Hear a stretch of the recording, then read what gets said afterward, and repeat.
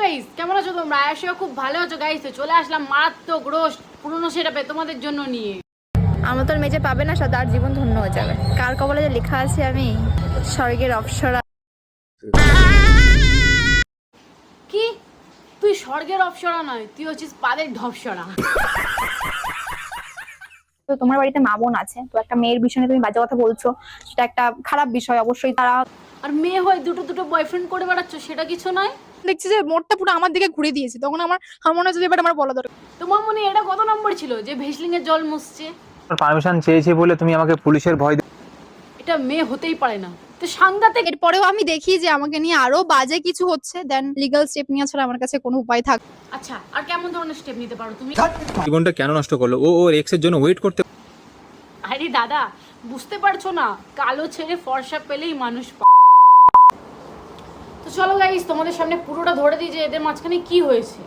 মানে গাইস, ব্যাপারটা হয়েছে হৃদয় হচ্ছে সুমি মামুনির এক্স, আর পিন্টু হচ্ছে নেক্সটকে ছেড়ে এক্সটের কাছে চলে গেছে। আমাকে কি ধোবে আর আমি তোমাকে ধোবো? চশমা পড়া ছাপড়ি আজকে কাকে ধোয় সেটা আমিও দেখি। ফ্যামিলি জানে, আমার টিচার্স জানে যে আমি কেমন স্টুডেন্ট ছিলাম। এখন আমরা বুঝতে পেরেছি তুমি যেরকম স্টুডেন্ট ছিলে। হচ্ছে my first love of my life, love up. কিন্তু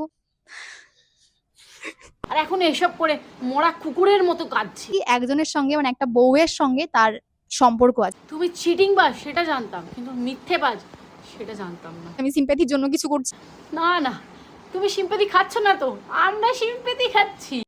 बड़ा हरामी हो बेटा। আমি তো আসি না তোমার পাশে। পেছন মানে কোন জায়গায় আছো দাদা? 7 জন্মের ভালোবাসা। এসেছিল, তো সেই ব্যাপারটা কখন ছিল? সত্যি বলতে তখন এদের সঙ্গে আমার কোনো কথা হতো না, ও জাস্ট একটা পোস্ট দেখে আমাকে দেখতে। এতদিন এত কিছু হয়েছে, হৃদয়ের মনে আসেনি, কিন্তু 7 বছর পরে হৃদয়ের ভালোবাসা জেগে উঠেছে। क्या बोला क्या बोला?